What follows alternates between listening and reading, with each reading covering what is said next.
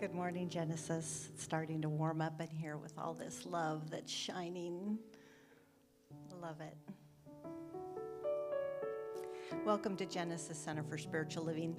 Let's stand and sing our opening song together.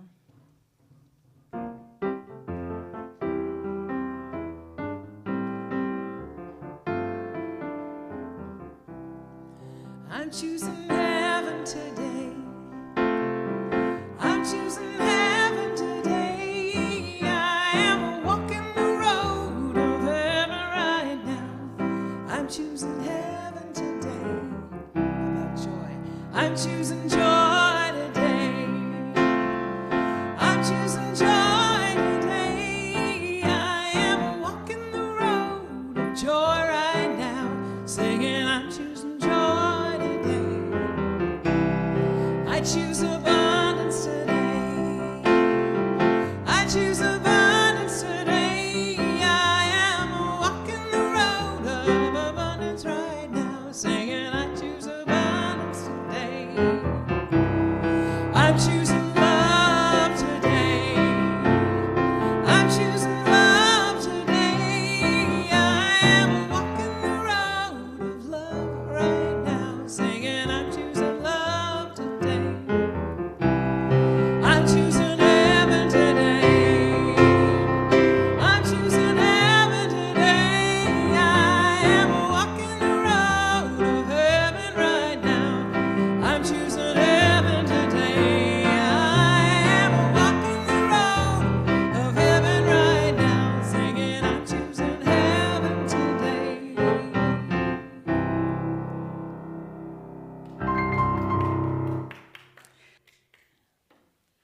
Excellent. Please be seated. Go ahead, relax. I'm so glad that you're here, though, with us this morning. My name is Karen Williams, and I am a licensed spiritual practitioner here at Genesis, and I will be your host today. Our online host today is Eric, so if you're watching on Facebook, or please say hello to everyone in the comment section and kind of create your own community there. We read our mission and vision statements every Sunday. We read them together.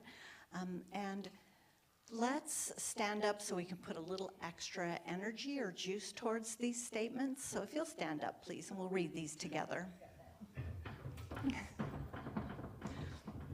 At least you're not kneeling. Our mission. We are building a vibrant community, cultivating a garden of spiritual growth, honoring vulnerability, creating a safe place of comfort and peace where all are welcome and accepted. Our vision. Genesis is a bright beacon with an unshakable heart of love, accepting all. The home for the soul where we each creatively express our spiritual brilliance. Thank you. May that spiritual brilliance carry you through today and the rest of your days. I love that phrase. As I said, I'm happy to be here, and if this is your first time, we'd love to connect with you. We know everyone prefers a different method of communication, so you can fill out a connection card and drop it in the offering basket later in the service, or scan the QR code on the card. There's also that avenue through our website, genesiscsl.org. This will open up a personal line of communication. We want to provide you important information to give you everything that you need to learn about Genesis and what we do here. If you have any questions while you're here, you can stop by the welcome table, or you can always reach out at info@genesiscsl.org.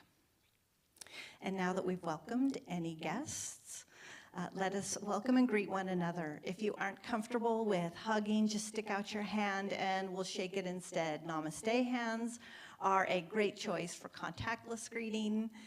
You may stay seated if you prefer not to mingle. So let's get up and share this consciousness of love and support.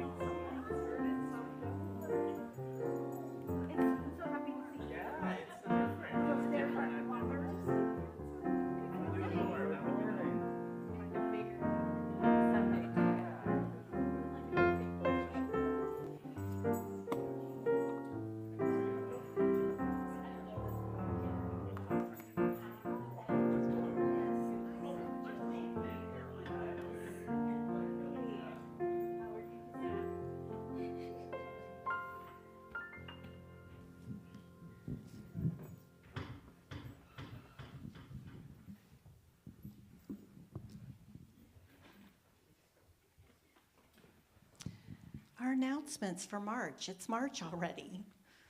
March 1st, to be precise. If you have time for crafting and visioning today, please join practitioner Cynthia Zink after service at 12:30 to create your personal 2026 vision board. Create on poster board or design digitally. If you've brought your own, that's welcome as well. We have a love offering that's recommended of $30 if you're using a poster, $20 if you're going digital. And if you have questions, connect with Cynthia. She is here today, I think, prepping downstairs. Coming this spring, the Essential Earnest Homes begins, it's a class, in case you didn't know, one of our class offerings this spring. Essential Earnest Homes begins Wednesday, April 8th, and goes through June 10th. It's 6:30 to 9:30 via Zoom. This is an in-depth course that explores the transformative writings of Ernest Holmes using the Essential Ernest Holmes textbook by Jesse Jennings, highlighting the timeless relevance of his teachings and their insight into consciousness and spirituality. It's taught by licensed spiritual practitioner Christine S. Young. We do have recommendations that you have had the foundations class previous to taking this one. The tuition is $320 with an early bird rate of $290. I believe that's a 10-week course. The early bird is through March 29, and a Washington state sales tax will be added to all tuition. Doesn't that sound great? Yay, Washington State. Our Love Visioning meets every first Thursday, so that is this coming up Thursday. An email and text reminder will go out, so join us this week, please. I'm sorry? It's 6 now. It's going to be at 6 o'clock instead of 7 o'clock. Oh, great. I don't have a time indicated here, so there's a time change, and that will be communicated to you via text or email, Thank you, Dave. Our monthly meditation and conversation is held every second Sunday, so that will be next Sunday from 12 to 1, and I will be facilitating that. I love doing that. We'll do that in this space. So bring a cushion, a blanket, whatever it is that you need to make yourself comfortable for that hour. It's great. There's more information for all of these things also, flyers on the welcome table and on our website. It looks like book study will not be today because of our visioning board workshop. I'm sorry about that. 4th, the next book study meeting will be on the 4th Sunday. I want to take a minute to thank those who are in service, those people who arrive early in the morning to set all this up. There's a lot of pieces to put a puzzle together that makes this beautiful thing that we do called service. And so I want to acknowledge our setup and cleanup crew, which is Christine is here today, and Mike, and Eric, and Jim, and Gideon, and Cynthia, and Reverend James. Anybody who arrives early in the morning pitches in one way or the other, and we really do the same at the end of service. We all kind of pitch in and clean it all up. Specifically, Christy is doing our morning greeting this morning. I hope that you saw her. Our projector and video is Mike. Our online host, as I said, is Eric. Our sound tech is Jim. He makes us all sound great. Our offering collection will be picked up by Gideon. We have a vigil practitioner, practitioner who holds vigil during our service, just keeping us in a sacred container. That's Reverend Rose, and she's doing that remotely today.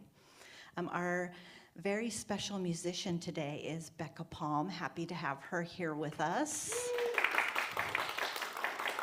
And our fellowship snacks downstairs are provided by our care circles. And this week, that is our care circle called God in Form. We're very thankful for those who show up in service on Sundays, and we could not pull all of this together without you. If you would like to join our volunteer team, there are lots of things to do now that we have this regular space to brighten it up and make it warm and welcoming. So please connect with Gideon after service or inquire at the welcome table. Love that opportunity for all of us. So we've taken care of all of our business, and we're moving into this next portion of our service. I like to separate it because we're moving from the head now to our heart. So I want to acknowledge that transition and do so by letting us know what's coming up with that. We do not have a bowl today. Okay. We're going to, sorry, I'm reassessing here. We're going to start with our centering song. We're going to get centered. Becca's going to lead us through our song, Breathe and Turn Within. We'll have a moment of silence and breathing together, and I'll have an inspirational reading from Ernest Holmes' 365. I'll do a spiritual mind treatment, and then Becca will have an original song for us. She will have a song for us. It's original too, but how'd you know? Well, connected.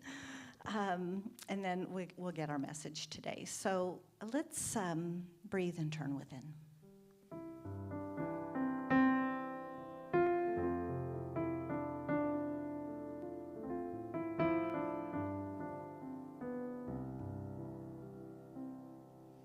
I breathe and turn within.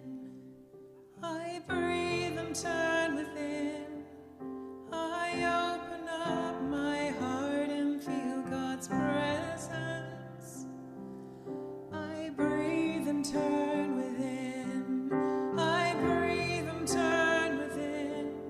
I open up my heart and feel God's love. I pray. Turn within. I pray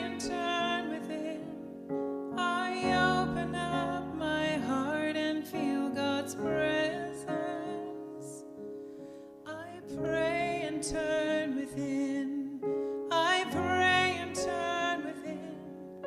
I open up my heart and feel God's love. I sing and turn within. I sing and turn within. I open up my heart and feel God's presence. I sing and turn within. I sing and turn within. I open up my heart and feel God's love. I open up my heart and feel God's love. I open up my heart and feel God's love.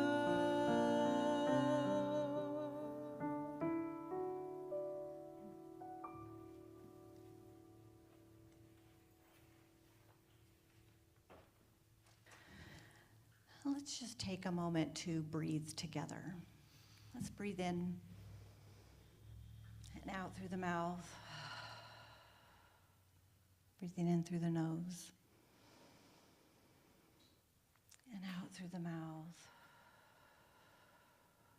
One more time, in through the nose and out.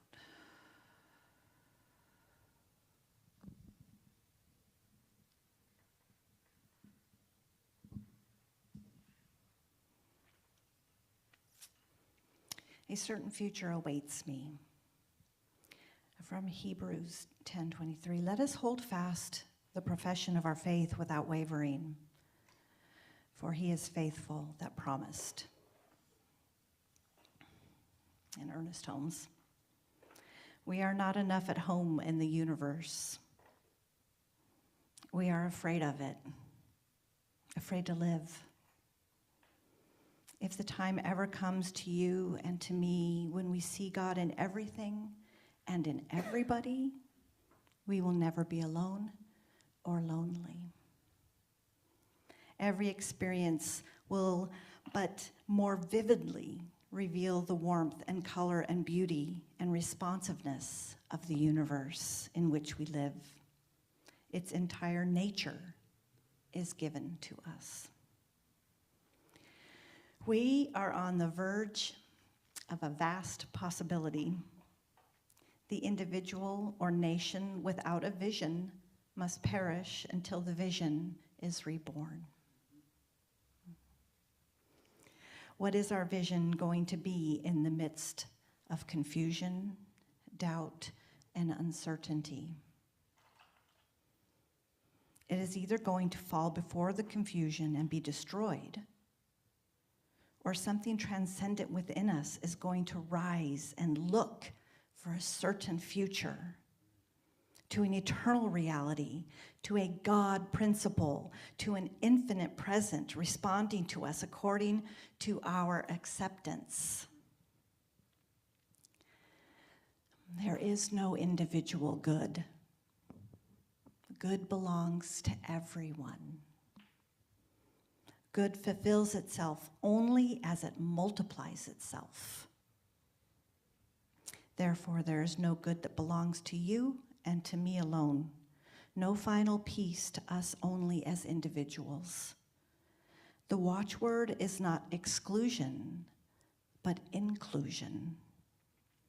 And the more good we release, the more good we experience.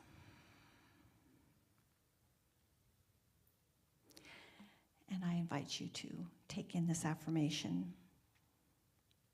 I am part of one tremendous whole whose nature is of God. It is in this divine nature, this inevitable union, that I consciously walk and talk with the infinite until it becomes dynamic and real to me. I am thankful for every opportunity to let God's life be expressed through me.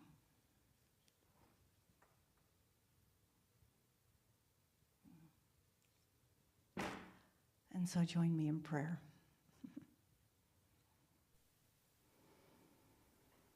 I recognize that one infinite source, and I know that there's only one thing happening. It is life. Life itself expressing and experiencing, unfolding, evolving, moving always outward, upward, outward. Each of us here, indeed all beings everywhere, are part of this movement, a part of this evolution. And so today, the invitation is made to use your own individual imagination, your own intuitive, imaginative faculties and nature to imagine something bigger and better. Because we know that through life, God, this unfolding and infinite source of love, all things are possible. All things are possible. Take a deep breath. All things are possible. And so I look consciously for that collective good. I keep my mind steadfast on the good, the true, and the beautiful, what is possible, what is the ultimate reality, what is really true, outside of illusion and accepted norms, that there's one truth, and that is that life is good. And I ought to experience it. All beings everywhere ought to experience it. And so I use my voice today I speak my word today for that possibility, for imagining that happening. All beings everywhere experiencing the good of God, the intention of the unfolding of this universe for good, for more beauty, more joy, more love. May this be so in my life right now as I breathe, as I live, move, and have my being in this possibility. May it be true for all beings everywhere. May it be true for all beings everywhere. And so I give thanks this morning for Genesis Center for Spiritual Living, that I have a place where I can come and I can share my vision, that I can share that this possibility exists, a world that works for everyone. This exists. It's already alive in the mind of God. I'm grateful that I get to share this today with you. I'm grateful for the word that moves through Reverend James. I'm grateful for the music that moves through Becca in a way that lifts us up and encourages us to think and move and act towards that good that works for everyone. It's all good. It already exists. Let's move into it. I celebrate all of this, and I know that the continuation of this service is a continuation of this prayer. This prayer is eternal. This prayer is alive. This prayer lives forever. Now that I've spoken it, and this power lives within each individual here. Speak your word, and to create something beautiful, and be a part of something beautiful. And so it is. Please welcome Becca Palm. What kind of world could we build hand in hand if doubt took a bow and hope took a stand? If walls turned to windows wide and bright, and every shadow leaned toward the light. What kind of future could rise from here if imagination was stronger than fear? If strangers stood on common ground and listening was the loudest sound. Let's dream together and see it start. Feel it stirring in our heart. As we see it, we will know that as we receive it, it will grow. Imagination gently calls, a world that works for all.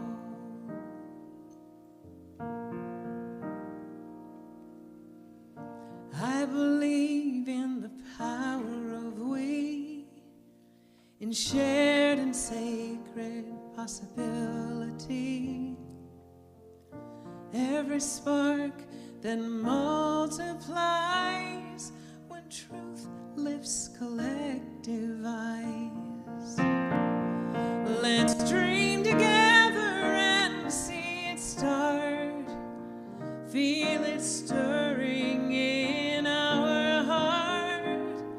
As we see it, we will know that as we receive it, it will grow. Imagination gently calls, a world that works for all. Picture a place that's safe and free. Yes, this is who we're meant to be. Hand in hand we'll recall this dream that belongs to us all. Let's dream together and see it start. Feel it stirring in our heart. As we see it, we will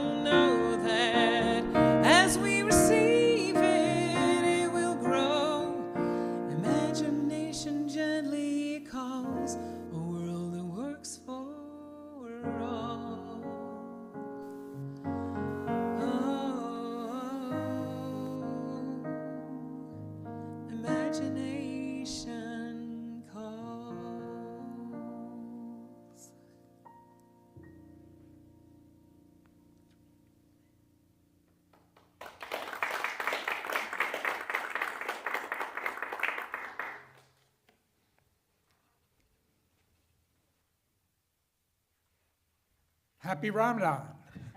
It is the second Sunday of Ramadan, and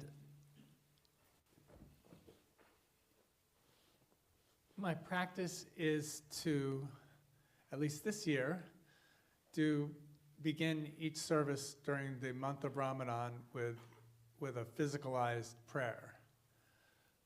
Ramadan is about fasting. Mostly the purpose of Ramadan is for us to be able to experience our connection with Spirit. That we are always connected with Spirit every moment, no matter where we are, no matter who we are, but we don't always notice it. And Ramadan provides an opportunity for us to remember Spirit, to just notice Spirit happening. The physicalized prayer has 4 parts that actually I find similar to the CSL's spiritual mind treatment. It begins by recognizing Allahu Akbar. God is here. God is cool. God is, in fact, the coolest you could ever be. Right here and everywhere. How cool is that? Allahu Akbar. And then there's letting go. We let go of anything between us and God. We let go of anything that we no longer need.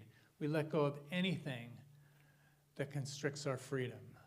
So we're free in God, Allahu Akbar. And then we are that which we seek. This is us. We're that which we seek. That Allahu Akbar is right here in me, in you, in everyone. We're all connected in that way. And we're grateful. The last part is the gratitude. We're grateful for the teaching. We're grateful for the knowledge. We're grateful for the practices that let us experience this.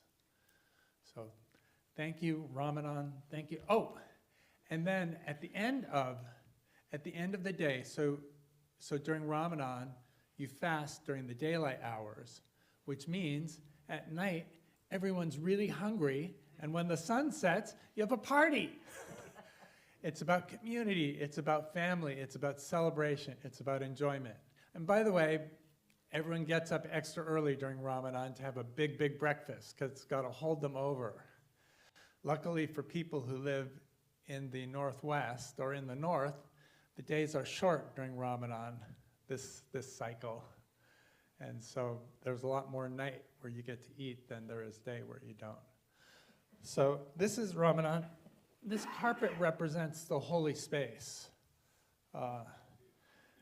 Jesus and I affirm that wherever we walk, it's holy, holy space.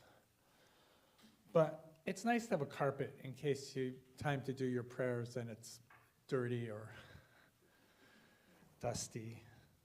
Now, our carpets here are beautiful, but it's nice to have a portable holy space. It is simultaneously Lent, and I talked last week about it, but I'll just briefly mention Lent is about repentance. And what repentance meant in the original Greek and in the King James Version of the Bible written 500 years ago is something different than it means today. What repentance meant is choose again. It doesn't mean, oh no, I did it wrong, I gotta beat myself up, or oh no, you're gonna beat me up because I did it wrong. It means choose again. I did this thing and I can choose again. I can choose God now, and now, and now, and now. I can always choose God. Even if I made the right choice, I can still choose again and make the right choice again and again. So that's what Lent's about. People like to give up things for Lent, and that's nice because you affirm your freedom from those things. But it's really about choosing now, choosing our good, choosing our God. Now, because it's Ramadan, I have to tell a Mullah Nasruddin story. This is my favorite part. Mullah Nasruddin is the Islamic, he has adventures all over the place. He's a spiritual joker. He does crazy things in order to teach us spiritual truths. And in this case, it was a market day. And so in downtown of the village, it was all crowded with people selling things, people gather around, but they could hear, coming from a long way away, very fast towards them, was a donkey. And the mullah was on his donkey, and he was going really fast. Through the crowds, everyone had to jump out of the way. And someone said, "Why are you in such a hurry, Mullah Nasruddin?" And he said, "You have to ask the donkey. He's the one who's in a hurry." And what's this about is, you'd think that Mullah Nasruddin is in charge of the donkey, but really the donkey has a mind of its own. And this is true with us. We think that our brains are in charge of our bodies. Our thinking is in charge of what we do. But we are really feeling beings who think, not thinking beings who feel. And so our feelings can really run us. And our feelings are what powers our life. So this is why when we do treatments, when we do prayers, when we do any kind of affirmation, we really want to amplify our feeling nature, because the feeling is what's going to make it happen. The thoughts are great for directing it, but the feeling is going to do all the work. So today, let's say our affirmation together. I believe in the power of collective imagination. I believe in the power of collective imagination. I believe in the power of collective imagination.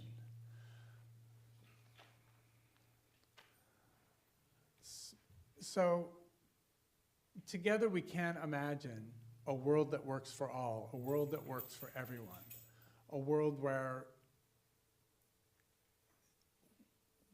that everyone's connected, everybody has what they need, everybody, why would you want to exclude anybody from it? You really want a world that works for everyone. And we will talk more about this. In fact, I'm going to have us move to the next slide, which is a picture of somebody who recently passed away at age 103. Wow. This is Becky Benoray. Let me get my laser.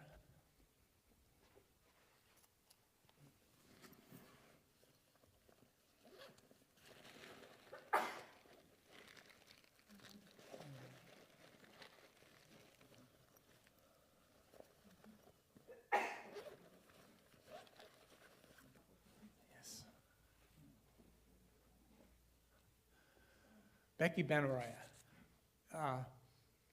So she and her husband started off in the real estate business, and they bought and sold and rented a bunch of commercial real estate in Seattle. They're hometown Seattle boys and girls. They met at Garfield High School. Yeah, I know, go Garfield. And in 1984, they suddenly decided that was the top of the real estate market, and they sold everything for hundreds of millions of dollars. And it actually took the real estate market a few years to recover from that. I remember I was living in Seattle in 1984, and I couldn't believe how cheap all the real estate was. Not that I bought any, but it was very cheap. And Jack Manaroya was friends with Howard Schultz. And Howard Schultz needed a few $1 million in order to start a company that would sell coffee to people called Starbucks. And so the Benaroyas got in the ground floor of that, and when a few $1 million turned into many, many dollars as the company became worth billions. And when they had all this money, they had a vision. The artistic community, specifically the Gerald Schwartz, the conductor of Seattle Symphony, came and talked to the Benaroyas and said, what Seattle really needs is a first-class performing arts venue. And they said, we're in. So they contributed $15 million to Benaroya Hall, which if anyone's ever been there, it is really a first-class performing arts venue. They also donated $14 million to the Tacoma Art Museum, plus their entire art collection. They donated $10 million to UW, although UW gave back a little of it.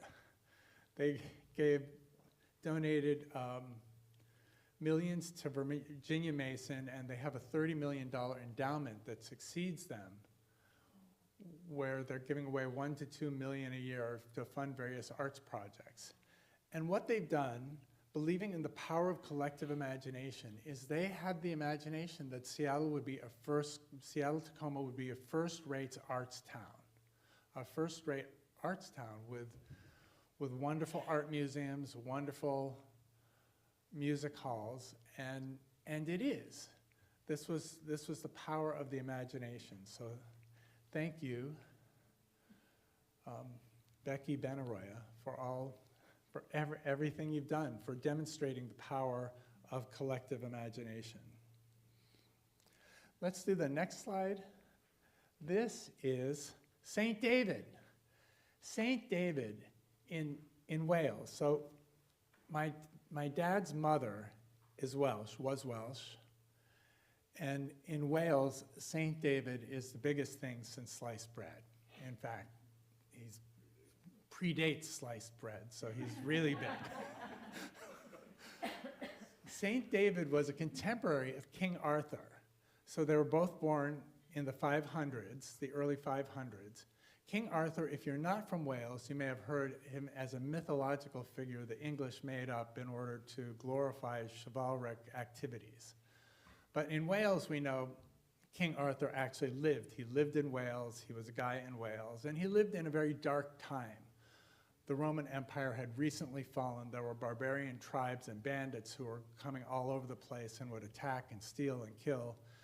King Arthur was famous for having a band of knights that was compassionate and would look out for the weak rather than just stealing everything and bullying anybody who they could take.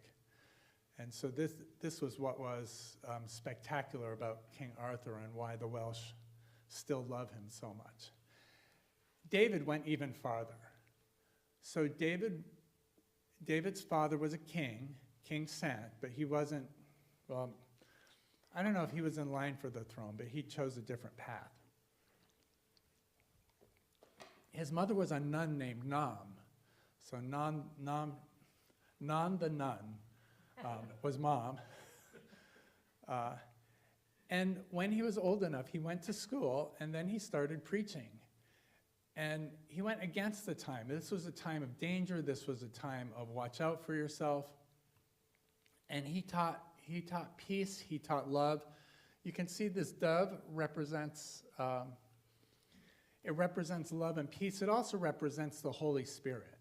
You always see in the pictures the Holy Spirit descending as a dove. And I think you can see he's got the Holy Spirit on his shoulder and the teachings of Christianity there. And that red thing is his halo. He founded churches and monasteries in Wales and southern England, most famously Glastonbury Abbey, in Brittany, which is the part of France that used to be part of England back then.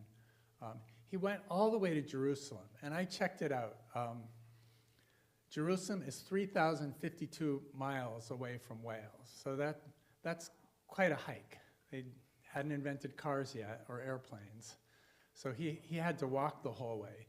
The good news was he was around 100 years before Muhammad was born, and so Jerusalem was actually part of the Byzantine Empire, which was the Roman Empire, so he got to visit this whole other civilization there. And the patriarch made him a bishop. And then he came back to Wales, and he taught, and his big lesson was, be joyful, keep the faith, and do the little things. The little things are small daily acts of kindness. And he taught, do the little things, and that's how you spread the consciousness. So as we're going throughout our day, any kind of little kindness, anything we do, this is what St. David would advise. And you can be Welsh. Wales, by the way, like Burien, rains a lot. So I dub you all honorary Welsh people as we live in rainy countries. Pope Calixtus in 1109 affirmed that a pilgrimage to St. David's Cathedral in Wales was equivalent to half a pilgrimage to Rome. So it was, if you're collecting pilgrimages, you got a lot of points for St. David's, almost as much as Rome. So thank you, Pope Calixtus. And the last thing, his tears would heal. In fact, St. David's is famous for crying, and his tears would bring back people from the dead. And there's a power to tears. If you ever, this time of day, when I look at the news too much, I end up crying. And it's good to notice that, it's good to know that those tears have power. You know, when we talk about Nasrudin and his donkey going everywhere, all over the place, out of control, that's tears. Those channel that same energy into compassion. And so this, like King Arthur, we can have compassion, and we can use our tears to elevate, to raise up people. So thank you, St. David. Now let's do the next slide. Talk about collective imagination. This is a cormorant in Germany, and it's at a medical clinic. It's called Klinikum links der Wessel. Klinikum links der Wessel, which means the clinic left a Wesser. So, and what happened was this cormorant got a fishing gear stuck in its throat, and it couldn't get it out because it doesn't have hands or fingers or anything. But it was smart enough to notice that there's a place people go when they're hurting. This Klinikum links der Wesen. And so let's do the next slide. And you can see over there is the fishing gear stuck in its throat. The doctors actually had to they called the fire department so that they could get protective gloves and vests so that the cormorant wouldn't peck them. But it turns out they didn't need it. The cormorant was willing to stand around and let the fishing gear be removed from its throat and then flew away.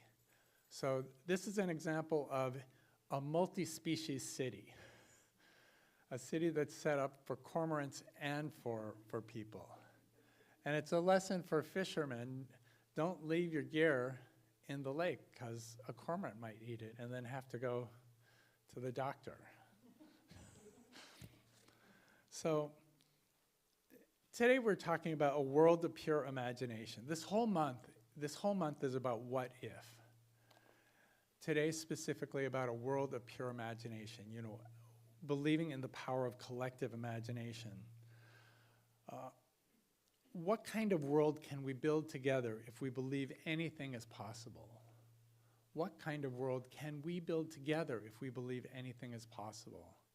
And I think a world that works for everyone would be a good world to build. In some ways, we're succeeding in doing this already. In the 1970s, 40% of the people in the world were hungry. They didn't ever get enough to eat, or only rarely did they get enough to eat. So they were suffering from regular daily hunger and starvation. This was 40%. That's almost half of the people in the world. Now it's down, it's between 9 and 11%. So it's not good. That is hundreds of millions of people, but it's so much better than 40%. So we're making progress. And I think this is the thing that's important for us to notice is our collective imagination lets us make progress in things. And as we make progress, we step by step, it gets better and better. Ernest Holmes said, "Perhaps the most difficult thing for us to perceive is there is one life running through everything. One life running through everything. One presence manifest in everything. And one person individualized as everyone." It does sometimes, it feels natural to feel like, yes, there's one person individualized as me and you and you. And sometimes, and some people, you're like, well, I'm not individualized as that person. I hope. Ernest says, the perception of unity sees through all differences to one universal sameness. But unity doesn't mean uniformity. As we can see, lots of people act very different from one another. We do not have to all be alike, think alike, or act alike. But the world is learning we must all learn to act in unison. The infinite one manifests in infinite variations, each rooted in the one, but each divinely unique in its own right. Good, bad, high, low, across, above, and beneath are all one to infinite mind. So today I seek my union with life. Today my imagination reaches back through all differences to the universal sameness. Ernest says, if we would come to the universal wholeness, we must approach it through the law of its own nature. This means we must give our undivided attention to the spiritual unity in back of things. That's what Ramadan's about. Let's do the next slide. One of the things Ernest did, which I like about him, Ernest made diagrams. He made pictures. He is the only one of the New Thought people who made pictures, as far as I have been able to find. And his diagrams are super helpful. One of the things we know actually is that the part of our brain, the creative part of our brain, the part of our brain that's always in connection with God, does not speak English, does not know the alphabet, cannot count. But it speaks and understands in pictures, in diagrams, in feelings, in music. All this is how it communicates and how it understands things. And so this Ernest helps out because our whole brain can comprehend it, not just the small part of our brain that does language. So the circle is God, the thing itself. And then the top third of the circle, I'm sure this is review for everybody. The top third is the presence, pure spirit, conscious mind. And then the bottom is the three-dimensional world. We talk about the three-dimensional world, the fourth-dimensional world, the world of mind, and the fifth-dimensional world, which is the world of spirit. And Ernest doesn't use those terms, but he gives us a diagram that we can label with numbers that the creative brain doesn't understand. So the presence is here, and it shows the present spirit acting through the mind to the three-dimensional world. And on the left side, we see, subjectivity, subjective race consciousness doesn't mean anything about racism necessarily. It means how the human race tends to think, what humanity tends to believe. And over here is principle, law, soul, unformed substance. Let's do the next slide. And this is just briefly an example of how it works with our brain architecture. This is Jill Bolte Taylor's brain architecture. On this side, towards me, the right brain, is there's our Buddha nature. This is thinking in spirit, thinking in oneness. Buddha nature understands that we are a one, experiences the world as being one. In fact, Buddha nature cannot tell the difference between my hand and the podium.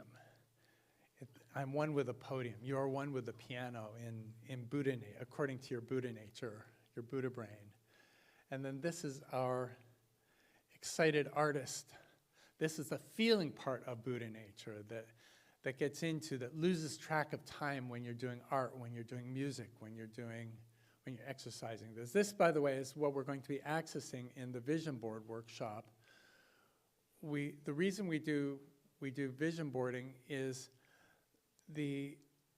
taking pictures is a way we can communicate our vision to our Buddha brain and our artist brain. And this is a way our artist brain and Buddha brain can communicate to us, to our narrator brain and our protector brain. The protector keeps you safe. It keeps you, from being run over by cars. And the narrator makes plans, speaks language, and makes sure everything happens right when it's supposed to. Let's do the next one. Slide.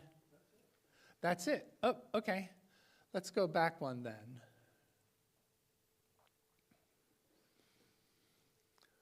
So what we've got,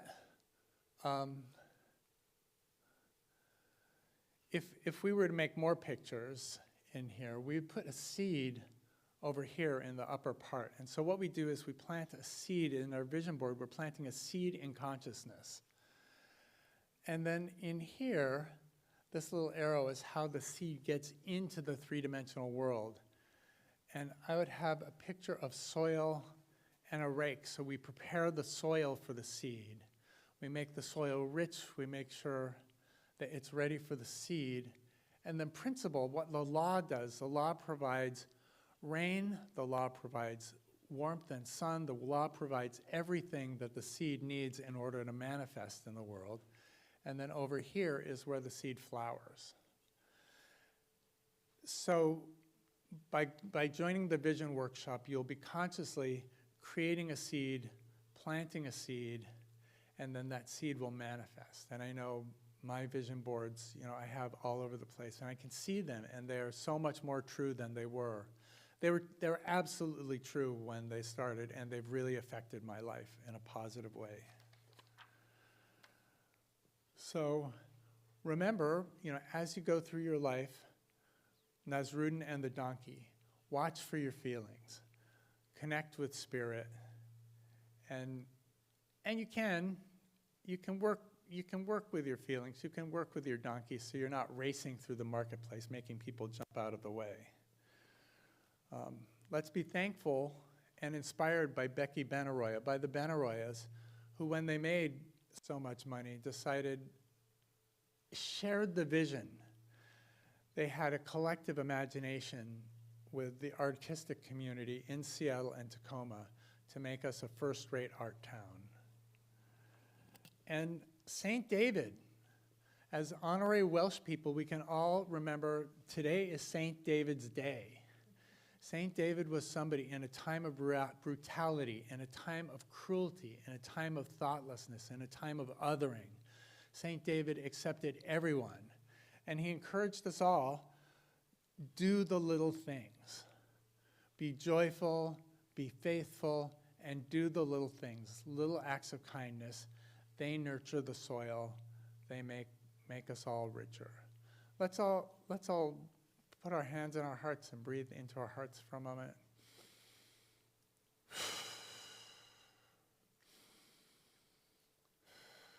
Let's just feel the appreciation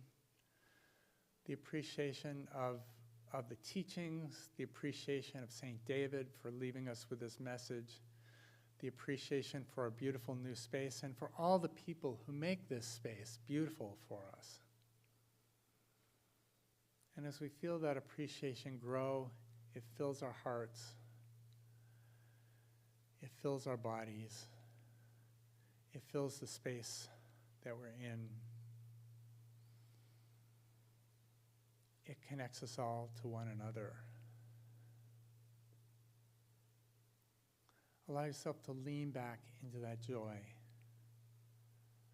with love, with ease, with faith, with knowledge that we are loving and we are the beloved.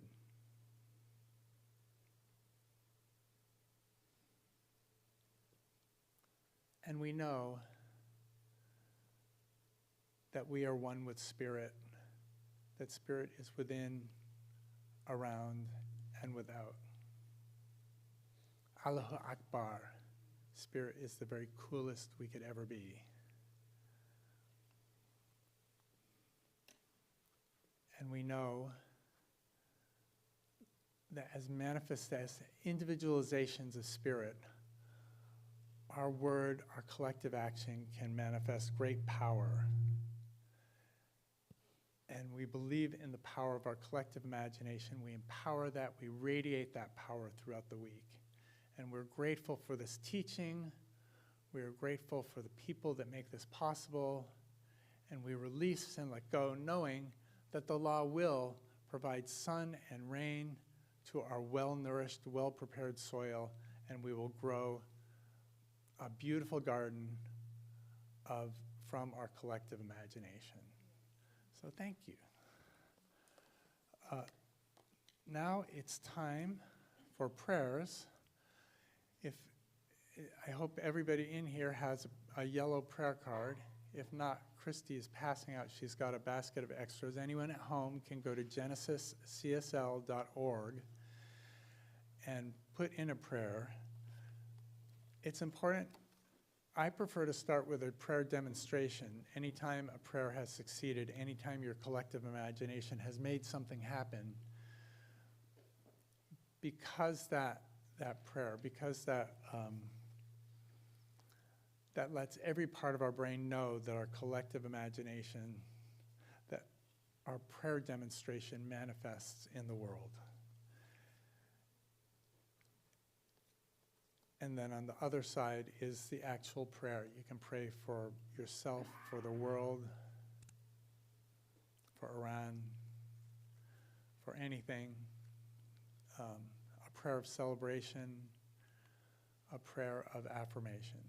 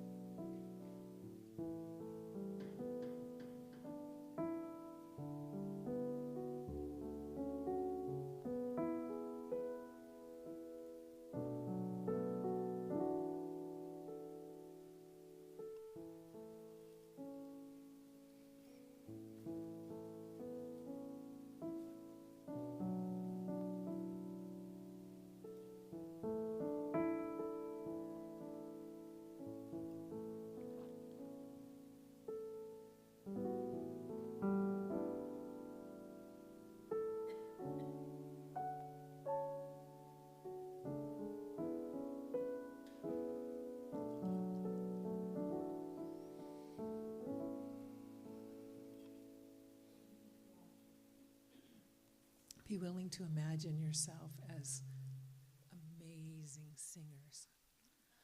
Like you're a part of a huge gospel choir. And that you're going to back me up today in a song. I took all the ideas from Ernest Holm about imagination. And I can see it. I can feel it. Yes, I know it's real. So that's your words. I can see it.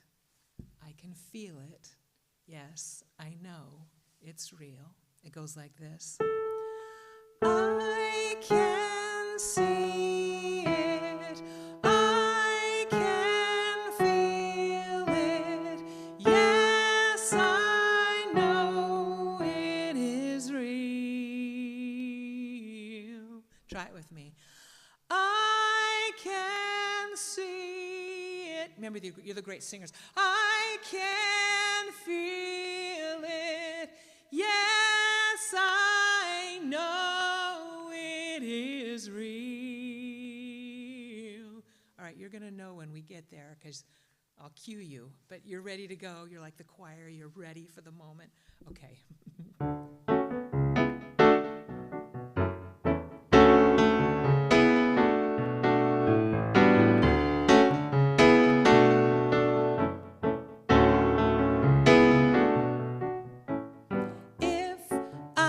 got a destination, and I want to see creation. I live by my imagination, 'cause it's all right here, right now.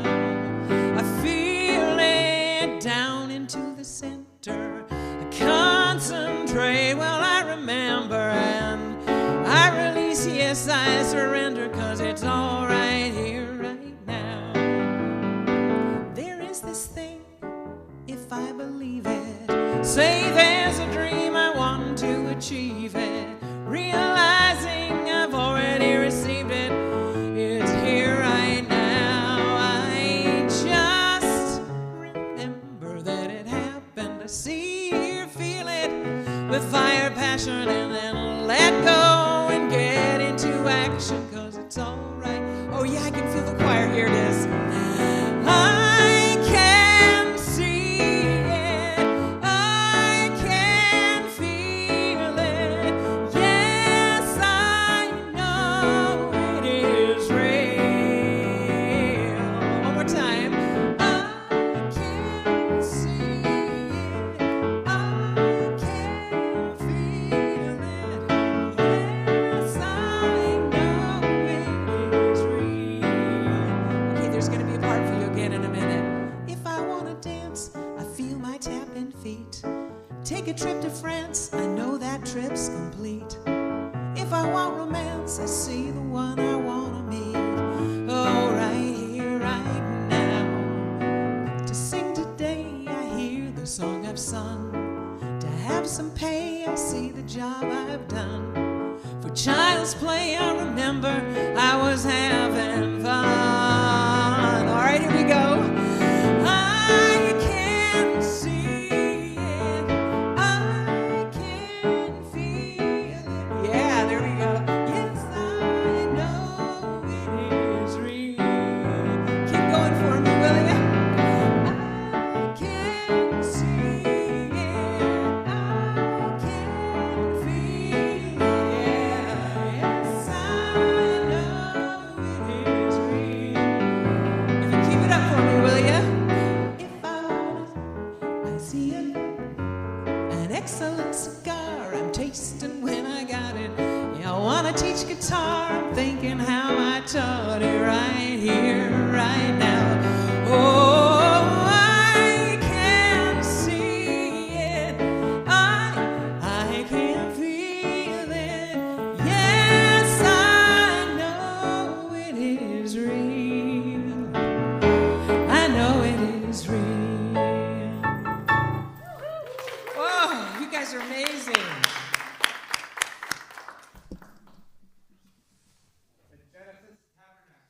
Yes.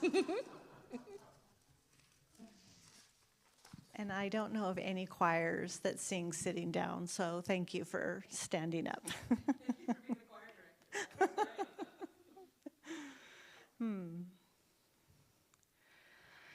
All right. We've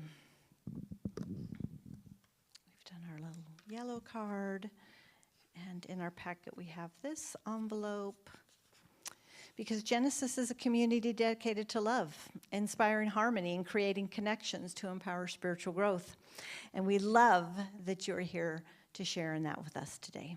This is an invitation to participate in circulation, to connect with abundance and generosity. Your participation makes all of this possible. We truly appreciate your support. So let's take a moment to craft our financial gift. If you are on Facebook, please visit our website at genesiscsl.org.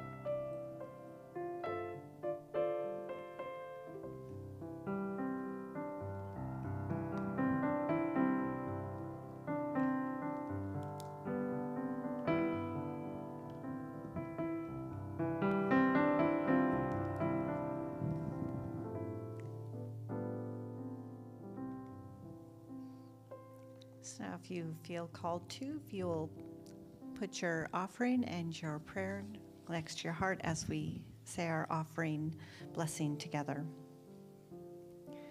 With deep gratitude, divine love through me blesses and multiplies all that I am, all that I have, all that I give, and all that I receive, and I am thankful.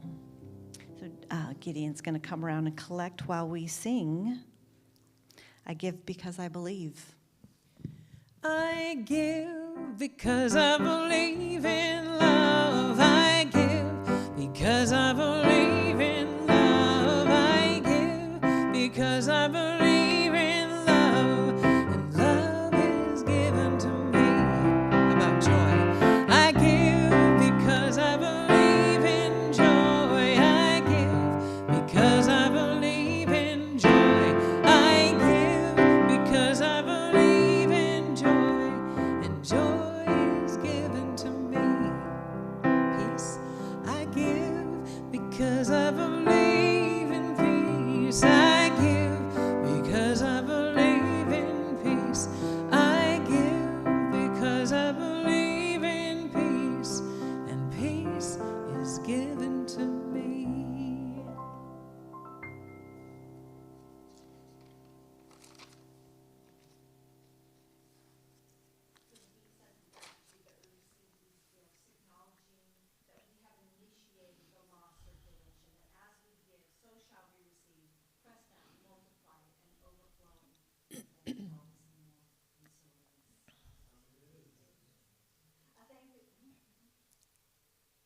I suppose I need this.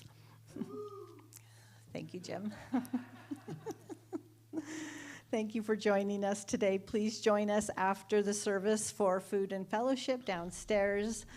I will be right here behind us in that little corner over there for prayer if you are interested in having some prayer this afternoon.